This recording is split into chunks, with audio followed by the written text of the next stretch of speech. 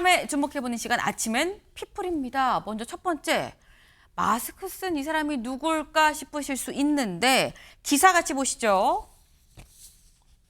네, 김건희, 나도 목걸이 자수, 서희건설 회장 휠체어 출석입니다. 네, 어제 이봉관 서희건설 회장 이 김건희 특검에 출석해서 조사를 받았습니다. 그런데 지금 사진으로 보시는 것처럼 이렇게 휠체어를 타고 이렇게 끌어주면서 들어왔다라는 거죠. 사실 지난달에 뭐 수술을 했다라고 하긴 하는데 사실 휠체어가 둘 중 하나로 해석이 될 수 있어요. 이 특검 입장에선 주 변호사님. 아유, 몸이 안 좋은데 왔네. 휠체어라도 타고 왔네가 될 수 있고요. 또 하나는 어허, 꼼수 부리나? 라고 생각을 할 수도 있어요. 중요한 건 사실 검찰이 태도를 어떻게 보느냐가 중요할 수 있는 건데 어떻게 받아들였을까요? 글쎄요, 전자라고 해석하지는 않지 않을까 싶습니다. 아마 그것은 특검팀뿐만 아니라 그 현장에 있는 기자들 그리고 이것을 지켜보는 많은 국민들은 후자라고 생각을 하겠죠. 지금까지 우리가 얼마나 많은 재벌 회장들이 검찰에 출석할 때 휠체어 타고 가는 모습을 얼마나 많이 봤습니까? 최근에는 김건희 씨가 병원에서 퇴원하면서 휠체어를 타고 나오는 장면도 나왔죠. 과연 휠체어를 탈 정도로 위중한 상황인가?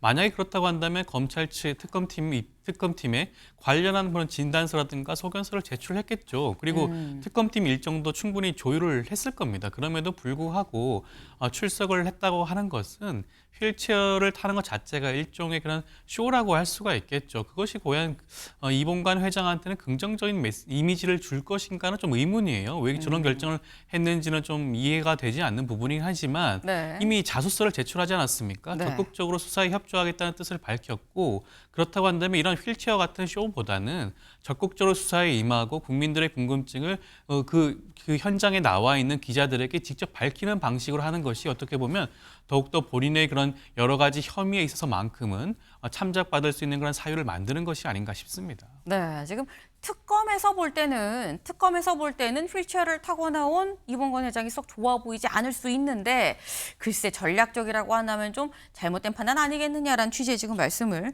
하셨어요. 근데 사실 휠체어도 휠체어입니다만 어제 오전 10시에 와서 조사를 받고 어제 오후 5시쯤 지금 힘들다, 이제 건강이 좀 안 좋다라고 해서 이제 이 귀가를 했다라고 하는데 여기 좀 부제를 좀 같이 볼까요? 이봉관, 조서 열람 않고 돌아갔다. 이봉관 회장이 조서를 열람하지 않은 상태로 돌아갔다는 거예요. 근데 그렇다고 한다면 송 변호사님, 조서를 열람하고 사인을 해야, 내가 열람했으면 사인을 해야 이게 나중에 재판 과정이든 뭐 기소를 할 때든 할 때 증거로 이게 쭉 첨부가 되고 인정이 될 수 있는 것일 텐데 열람을 하지 않고 돌아간 건 기껏 다 진술한 건 어떻게 되는 겁니까? 궁극적으로 열람을 마치고 서명이나 날인도 거부하겠다는 의사는 아니고요. 네. 제가 봤을 때는 건강상의 이유로 일단 퇴실을 했다가 아마 뭐 오늘이나 내일이나 뭐 나중에, 적절한 추후에. 시점에 다시 와서 열람 절차를 마치고 서명 날인도 할 것으로 보입니다. 그리고 이렇게 같은 날에만 반드시 조서 열람 절차와 서명 날인이 맞춰져야 되는 것은 아닙니다. 우리 언론에서 많이 아실 만한 대표적인 사례가 양승태 전 대법원장이죠. 네. 이른바 사법농단 사건으로 수사를 받을 때 굉장히 그 조서의 양이 방대했던 데다가 본인이 또 대법원장 출신 아니겠습니까? 그러다 보니 여러 날에 걸쳐서 조서를 열람했던 그런 사례도 있습니다. 그렇기 때문에 지금 어제 조사를 마치는 과정에서 조서 열람이 끝나지 않았다는 이유만으로 증거 능력이 부정될 정도에 이르지는 않을 걸로 보입니다. 네. 건강상의 이유로 귀가를 한 것뿐이지 조서 열람을 거부했다라고는 볼 수 없기 때문에 그거는 추후에 추가적으로 열람과 이후에 이 서명까지 하지 않겠느냐. 근데 그렇다고 한다면 건강이 진짜 좀 안 좋았었던 건 맞는 건가라는 생각이 또 다시 들기도 합니다. 근데 어쨌거나 일단 조사를 받고 들어갔죠. 이봉관 서희건설 회장. 이 김건희 여사가 구속되는 데 있어서 이봉관 회장의 이 자수서가 상당히 좀 큰 역할을 했다. 라는 거는 사실 익히 지금 보도가 돼서 알고 계실 겁니다. 근데 그렇다고 한다면 이렇게 자수서까지 제출한 이봉관 회장, 한국일보 기사 같이 볼까요? 네, 한국일보. 판검사 사위만 3명, 이봉관 서희건설 회장 목걸이 청탁 이유는? 네. 대체 여기 지금 이 제목에 나와 있죠. 이봉관 회장의 이 사위가 판사 검사라는 거예요. 그리고 딸이 셋인데 그래서 서희라고 이름을 졌다 그러죠. 딸이 셋인데 막내딸도 검사다라는 거죠. 그러면 이렇게 판검사, 사위도 판검사, 딸도 검사. 그런데 왜 굳이 목걸이 청탁을 했을까라는 취지로 제목이 걸려 있는데 조현상 변호사님. 근데 기사를 쭉 읽어보면 답은 나와 있진 않긴 해요. 네. 그럼 왜 목걸이 청탁을 했을까라는 겁니다. 일단 지금 알려진 바에 따른다고 한다면 4일 그 국무총리 비서실장 인사 청탁을 했다라고 알려져 있지 않겠습니까? 네. 그리고 또 본인이 회장을 맡고 있는 국가조창기도회에 윤석열 전 대통령 부부의 참석을 요청을 했다라고 알려져 있고 실제로 2022년 말에 참석을 했다고 알려져 있죠. 그렇다고 한다면 그런 걸 목적으로 해서 청탁을 한 것이 아닌가라고 확인이 될 수는 있을 것 같은데 글쎄요, 저는 단지 이 정도에 그칠까라는 생각이 듭니다. 앞서 말씀하셨지만 서희건설 이봉관 회장의 입장에서는 자녀들 중에 3녀의 경우에도 검사 출신이라고 해요. 그리고 사위들의 경우에도 검사와 판사 출신이라고 하는데 네. 일반적으로 건설업 특성상 리스크를 관리하는 차원에서 법조계와의 인맥을 갖는 경우가 많지 않겠습니까? 단지 사위의 그런 인사청탁뿐만 아니라 서희건설의 운영과 관련해서 어떠한 그런 사법적인 리스크라든가 이런 측면도 함께 살펴봐야 될 문제가 아닌가 생각이 들어요. 지금까지 이봉관 회장이 주장하는 자수서에만 기댈 것이 아니라 네. 그런 부분도 폭넓게 살펴봐야 되고 그렇다고 한다면 단지 지금 거론되고 있는 1억 원 정도의 그런 목걸이와 브로치 그런 정도에만 그칠 것인가? 네. 더한 금품이 오갈 가능성도 충분히 있기 때문에 그 부분도 함께 살펴봐야 되지 않을까 싶습니다. 네. 사실 지금 말씀처럼 현재 알려진 거는 맞사위, 이 검사인 맞사위의 이 어떤 공직 자리를 요청을 했다. 그리고 조창기도회에 당시 윤 대통령의 참석을 요청을 했다라는 걸로 지금 현재 알려져 있죠. 그런데 뭐 지금 제목을 보면 아니 이미 뭐 잘 살고 있는데 왜 굳이 청탁까지 약간 이런 느낌이 없잖아 있긴 있어요.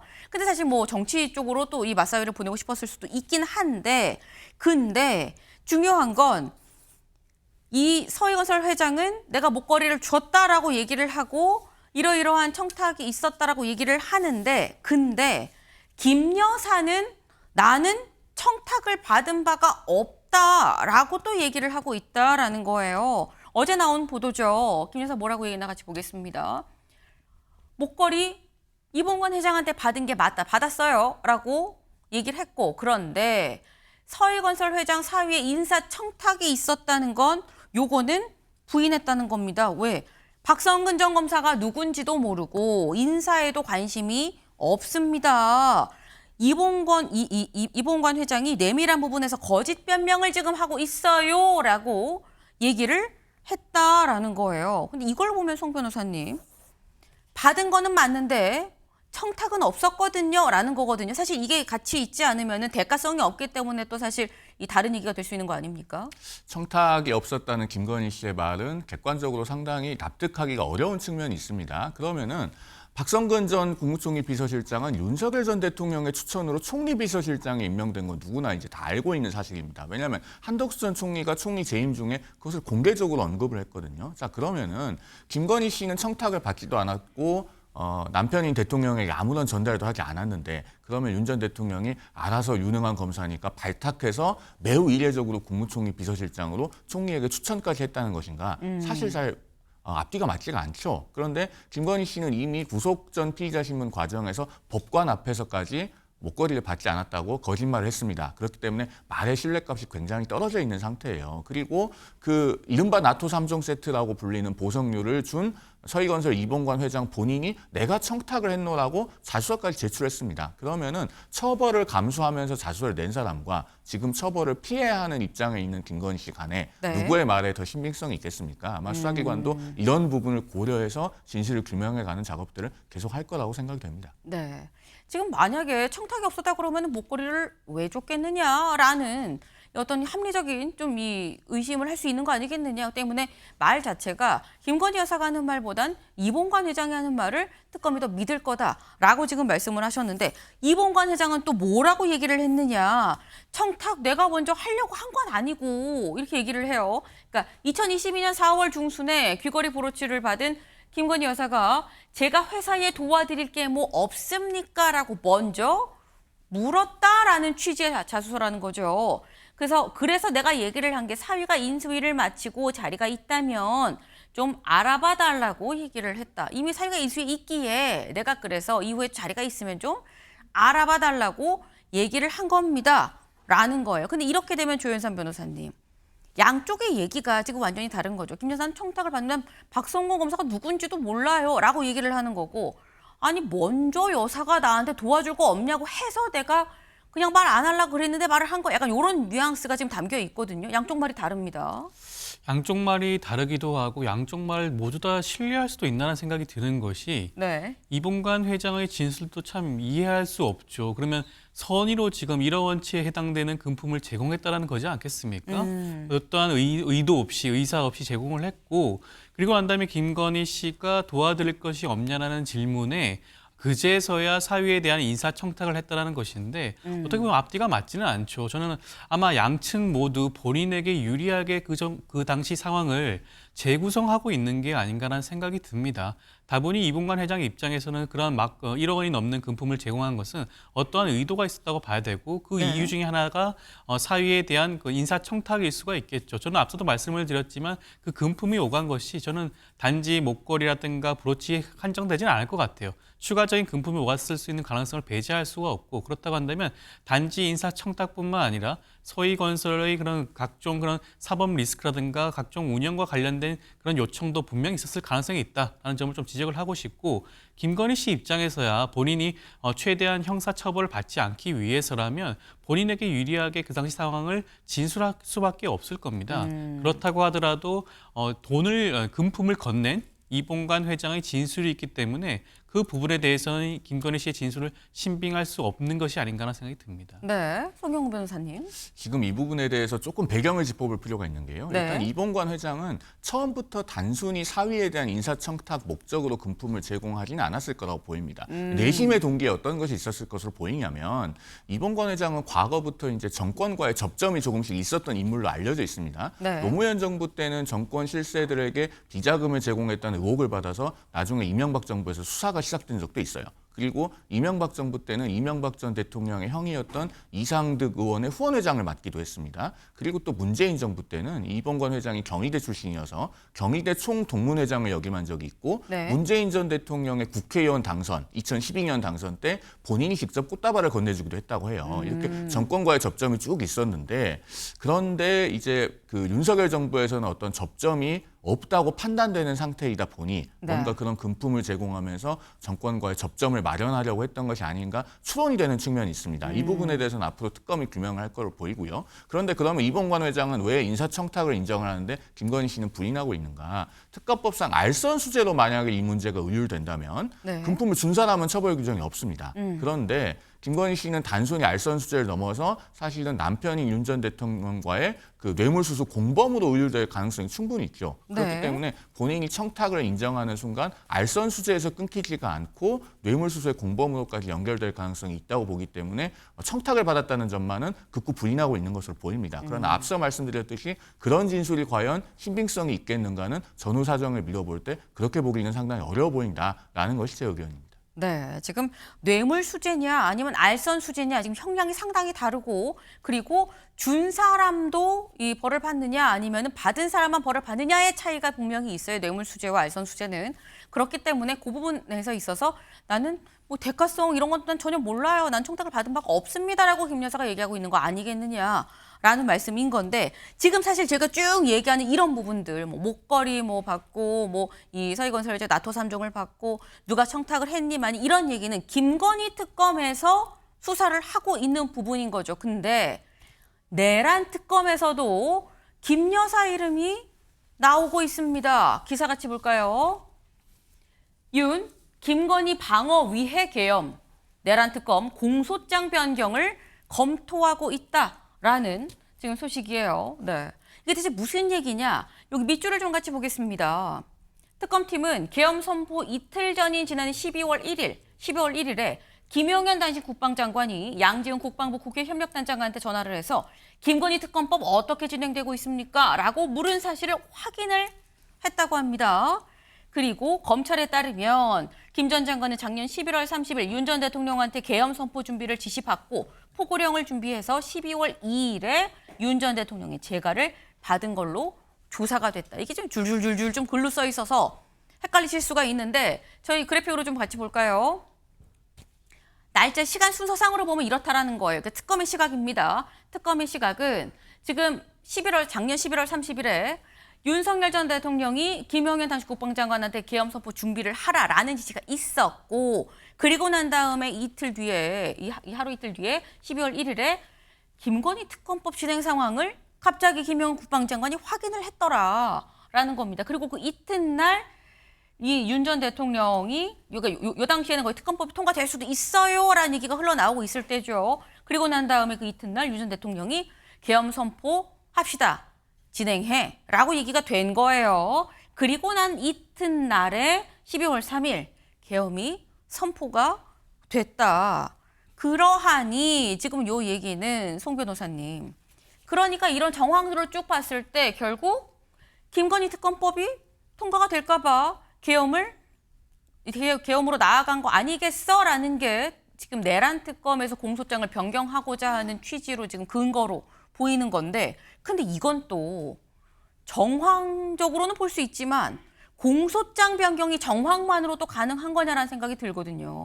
아마도 특검이 지금 공개하지 않은 여러 가지 진술이나 그 밖의 사실관계들을 확보를 하고 있기 때문에 저 정도의 얘기가 나오는 것이 아닌가 싶습니다. 사실 우리가 저런 추론을 할 수 있는 한 가지 단서는 이미 공개되어 있는 것이 있었습니다. 헌법재판소에서 올해 2월 13일이죠. 8차 변론기일이 있을 때 김봉식 전 서울경찰청장이 증인으로 나왔습니다. 네. 그 당시 국회 측 그 소추위원 대리인 중에 한 변호사가 김봉식 전 청장이 수사기관에서 조사를 받을 때 계엄의 동기에 관해서 개인적인 가정사라고 하는 언급을 윤 전 대통령이 했었다라는 취지로 그 김 전 청장이 진술을 했는데 이 부분이 어떻게 된 것이냐라고 물었습니다. 네. 그때 김봉식 전 청장이 이 자리에서 답변 드리기에는 적절하지 않다라고 얘기를 하면서 특검법이나 뭐 그런 것에 관한 것은 아니다라고 말을 덧붙이긴 했습니다만 네. 과연 특검과 전혀 무관한 것이었으면 이 자리에서 답변 드리기 적절하지 않다라고 하는 말이 나왔을까라는 점에서 사실 좀 의문을 자아내게 한 장면이긴 했습니다. 그래서 아직까지 계엄의 진정한 동기에 관해서 완벽하게 의문이 다 해소됐다고 보기는 어렵기 때문에 이 부분은 좀 짚고 넘어가야 될 필요는 있어 보입니다. 다만 그런 것이 단순히 어떤 넘겨짚기식이나 추측은 아니고 네. 매우 객관적이고 엄밀한 사실관계에 의해서 뒷받침이 될 필요가 있다라고 생각됩니다. 네. 일단 지금 현재 공소장 변경까지도 검토를 하고 있다라는 얘기는 뭔가 특검이 뭘 가지고 있다는 거 아니겠느냐. 단순한 정황상의 증거만으로는 고치지 않을 거다라는 말씀을 지금 하셨어요. 실제 공소장이 변경되는지 안 되는지 여부가 좀 중요해 보입니다. 두 번째 인물 가볼까요? 두 번째 인물, 어서 봤는데 싶으실 수 있는데 이재명 정부 첫 민정수석이었죠. 오광수 전 민정수석입니다. 이 관련한 기사 좀 같이 보시죠. 이재명 정부 첫 민정수석 오광수, 한학자 변호 합류 논란입니다. 한학자 통일교 지금 총재죠. 근데 이 한 총재의 지금 현재 변호인단에 이재명 정부의 첫 민정수석이었던 오광수 전 수석이 합류했다. 변호인단으로 이름을 올렸다라는 거예요. 근데 이게 조현삼 변호사님, 사실 이재명 정부는 현재 집권은 이 정부인 거거든요. 그런데 지금 현재 특검에서 하고 있는 이 수사에 대해서 지금 하고 있는 게 지금 말씀드리는 중에 지금 김정은 위원장이 태남원에 지금 도착을 해서 막 들어가고 있습니다.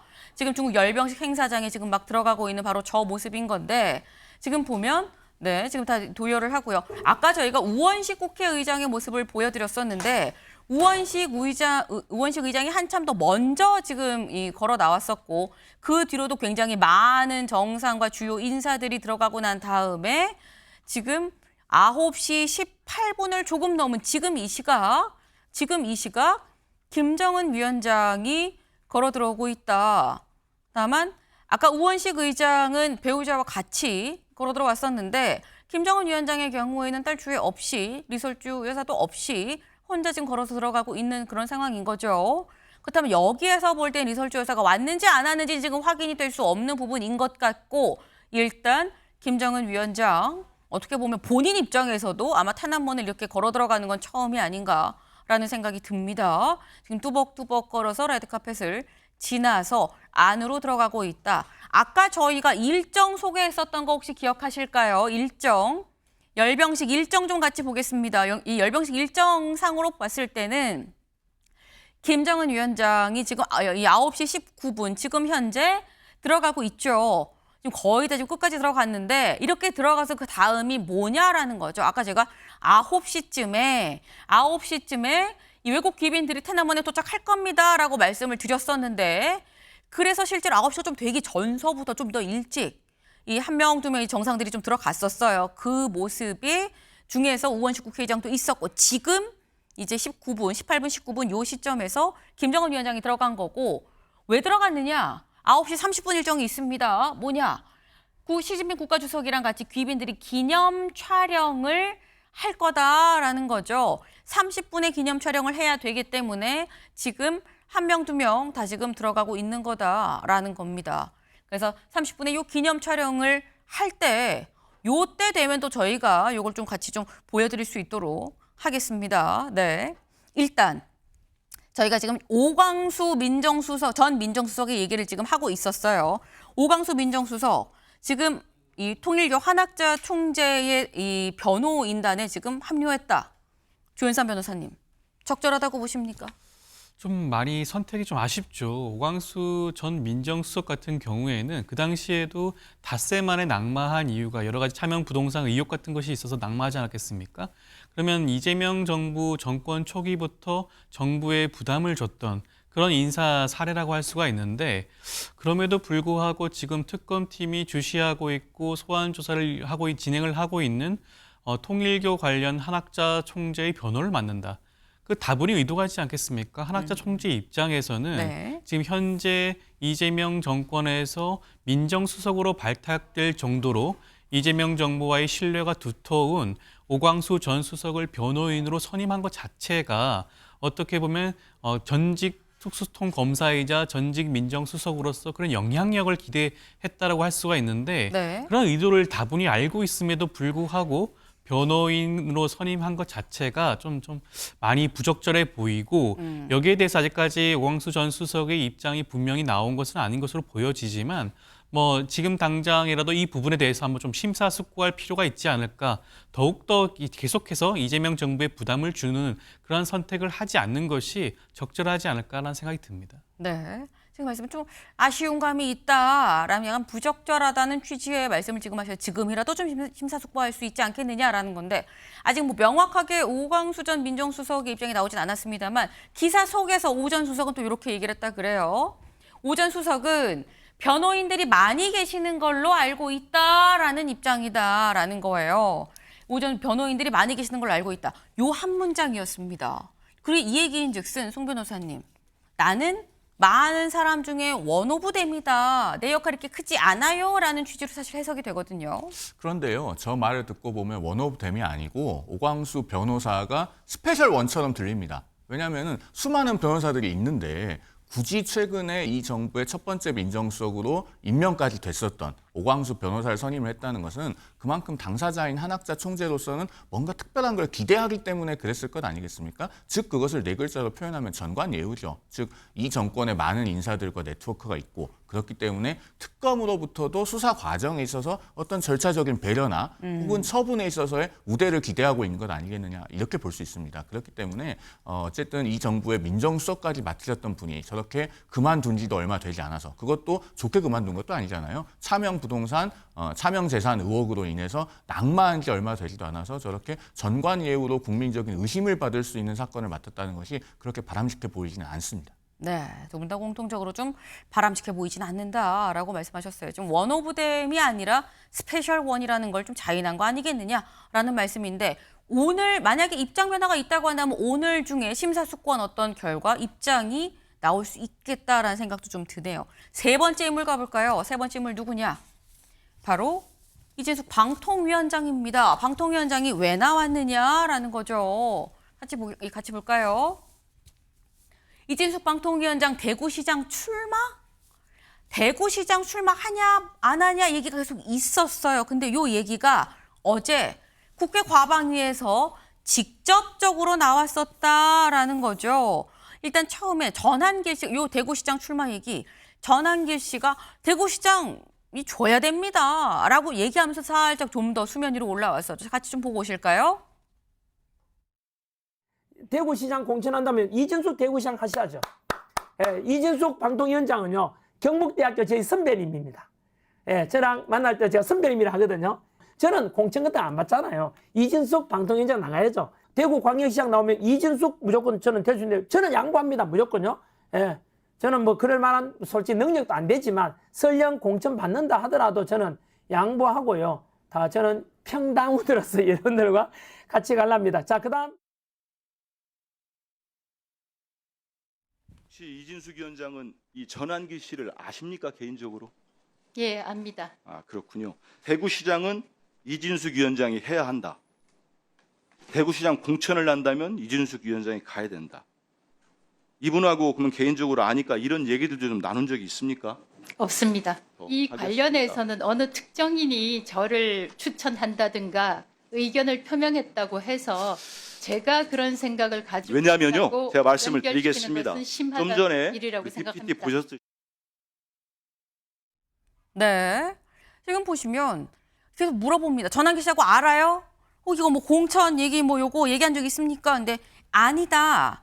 나는 얘기를 같이 나눈 바가 없다라고 또 이렇게 얘기를 해요. 그러면서 내가 그런 생각을 갖고 있다고 연결하는 건 좀 심한 일 아닙니까? 라고 지금 이진숙 위원장은 얘기를 하고 있습니다. 송영훈 변호사님. 이게 지금 연결시키는 게 좀 심합니다. 지금 전한길 씨가 나를 추천한다고 지금 되는 게 아닌데 왜 날 그렇게 연관시켜요라고 좀 얘기를 하는 거거든요. 어떻게 보십니까? 이진숙 위원장 입장에서는 지금 어쨌든 본인은 법률이 보장한 방통위원장의 3년 임기를 다 마쳐야 된다는 입장을 견지하고 있는 것 아니겠습니까? 그러면은 그것보다 앞서 나가는 얘기를 하는 것 자체가 현재로서는 대단히 부적절하죠. 그런 입장에서 원론적인 관점을 피력한 것으로 보이고 이 논란의 해결 방법은 대단히 간단합니다. 이재명 정부에서 무슨 직권 면직 같은 인위적이고 부자연스럽고 적법 논란까지 있는 그런 수단을 동원하기보다는 방통위를 정상화하고 법률에 따른 3년 임기를 보장하는 겁니다. 방통위는 민주당에서도 이른바 합의제 행정기관이라고 굉장히 강조하고 있지 않습니까? 네. 5명의 위원으로 구성이 됩니다. 그러면은 지금 김태규 전 방통위 부위원장이 사직했으니 대통령 몫에 1명을 임명할 수 있습니다. 그리고 국회 추천 3명 중에서도 2명이 민주당 추천목 아니겠습니까? 그러면 국회가 빨리 추천을 하고 대통령은 임명을 하면 야당 추천위원 1명이 빨리 추천되지 않는 상황을 가정해 보더라도 3대 1이어서 여당과 정부가 원하는 대로 의결이 될 겁니다. 왜 그렇게 기관을 정상화하려는 과정과 절차를 밟지 않고 기관 자체를 없애고 새로운 기관을 만들어서 인위적으로 내쫓는다든가 또는 감사원이 징계 요구를 한 것도 아니고 주의 요구를 했을 뿐인 사안을 빌미 잡아서 그 임기가 보장된 위원장을 내쫓으려고 하는가. 그렇게 하면 할수록 파열음이 커질 뿐더러 이진숙 위원장의 몸값만 높아지는 상황이 될 거다라는 점을 말씀드립니다. 네. 이걸 지금 이런 얘기들이 오간 이 상황을 해결하는 거는 간단하다. 그냥 임기를 마치게끔 해주면 된다. 직권면직하면 오히려 이진숙 위원장 몸값을 높이는 게 아니겠느냐라는 취지의 말씀이에요. 네. 이진숙 위원장, 네. 이 대구시장에 출마한다, 안 한다, 뭐 명확한 얘기는 하지 않았습니다만 일단 임기를 마치면 출마가 불가능한 임기를 마치게 해주십시오라고 얘기를 지금 하고 있죠. 네. 이 위원장이 직권면직이 되는 건지 대구시장에 나가는 건지 이제 지켜볼 부분이 아닌가라는 생각이 좀 듭니다. 저희가 준비한 소식 오늘 여기까지입니다. 평소보다 조금 길었죠? 네. 오늘도 좋은 하루 보내세요.